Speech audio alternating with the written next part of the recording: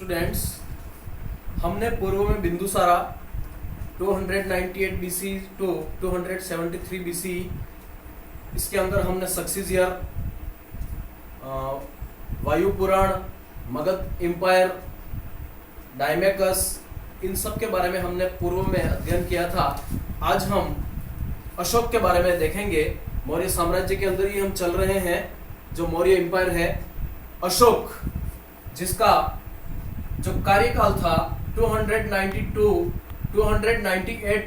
273 BC, यानी 273 से लेके 298 ईसा पूर्व तक इसका जो कालखंड था, शासन किया उसने। इसका जो पहला पॉइंट है हमारा, Maski and Gujjara records. Maski and Gujjara records का मतलब होता है, रिकॉर्ड्स का मतलब होता है यहाँ पर अभिलेख। क्या होता है?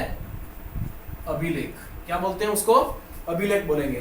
तो मास्की और गुज्जरा अभिलेखों के माध्यम से,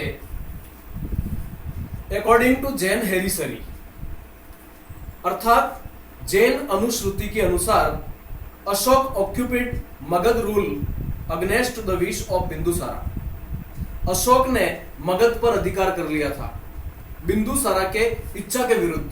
किसकी इच्छा के विरुद्ध? बिंदुसारा।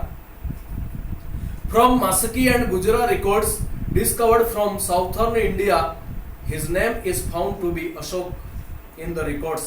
यानी मस्का और जो गुज्जरा अभिलेख हैं, उसके अंदर ये बताया गया है कि दक्षिणी भारत के अंदर इन मस्का और गुज्जरा जो रिकॉर्ड्स हैं, अभिलेख हैं, उनमें यह पाया गया कि जो उसके अंदर जो नाम था इन अभिलेखों के अंतर्गत, जिसमें अशोक मिला। क्या मिला? अशोक। इन अभिलेखों के माध्यम से यह पाया गया कि इसके अंदर अशोक नाम मिलता है इन अभिलेखों के माध्यम से। इसके बाद हमारा जो सेकंड पॉइंट है वो है देवनाम प्रिय एंड देवानाम प्रिय दर्शी।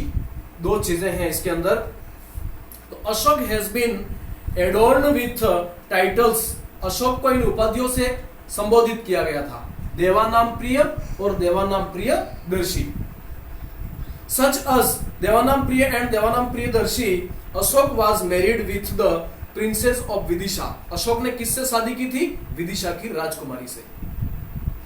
Who gave birth the Ashok's daughter, और इससे उसने अशोक की एक पुत्री का जन्म हुआ था उस विदिशा की राजकुमारी से, जिसका नाम था संघमित्रा। क्या नाम था उसका? Sanghamitra. And his son Mahendra, और उसके पुत्र का नाम था महेंद्र। इसके बाद में हमारा जो थर्ड पॉइंट आता है वो है कौरवकी। ये भी his queen Kaurvaki is mentioned in the records inscribed by Ashoka. और इससे यह भी हमें पता चलता है कि जो अशोक था उसने कौरवकी की जो रानी थी उससे भी शादी की थी। इसके बाद में आता है उसका चौथा पॉइंट है हमारा कोरोनेशन। कोरोनेशन का मतलब होता है राज्याभिषेक। क्या होता है? राज्याभिषेक। After 7 years of his coronation, यानी राज्याभिषेक के 7 वर्ष बाद में, Ashok included various regions. Ashok ने विभिन्न क्षेत्रों को शामिल किया था ऑफ कश्मीर एंड खोतान। कश्मीर और खोतान इन दिस एम्पायर, यानी अपने साम्राज्य के अंदर। ड्यूरिंग हिज रीजन, यानी during his reign apart from, इसके अतिरिक्त भी तमिल रीजन, यानी तमिल का जो क्षेत्र है, इंटायर इंडिया, समूचा Bharat, and a large part of Afghanistan, और अफगानिस्तान का एक विशाल भूभाग है, उसको भी उसने अपने साम्राज्य के अंदर क्या कर लिया? सम्मिलित कर लिया। Was included in Maurya kingdom, यानी अपने मौर्य साम्राज्य के अंदर मिला लिया। इसके बाद में हमारा पांचवा जो पॉइंट आता है, अशोक इन्वेडेड इन कलिंग 261 बीसी। यानी अशोक ने कलिंग पर जो आक्रमण किया था वो कब किया था? 261 बीसी, यानी 261 ईसा पूर्व में उसने कलिंग पर आक्रमण किया था। किसने किया था आक्रमण? अशोक ने। इन विच 1 लाख पीपल वर किल्ड, और इस युद्ध के अंदर कितने लोग मारे गए? 1 लाख लोग मारे गए। इन द बेस ऑफ हाथी गुम्फा रिकॉर्ड्स, ये हाथी गुम्फा अभिलेख के आधार पर यह प्रमाण मिलता है कि अशोक ने जो कलिंग युद्ध किया था उसके अंदर 1 लाख लोगों का नरसंहार किया था।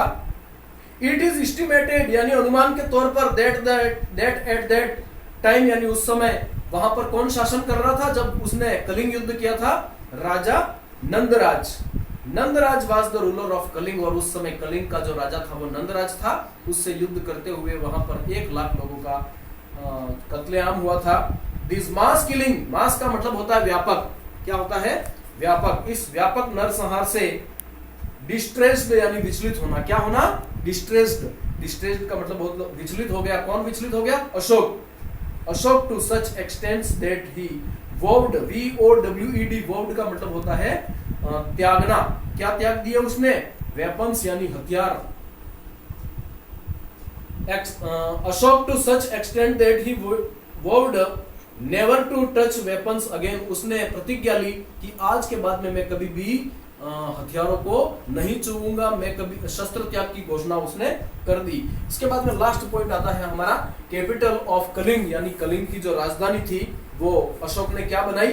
Dhauli and Tosali was made the capital of Kalinga.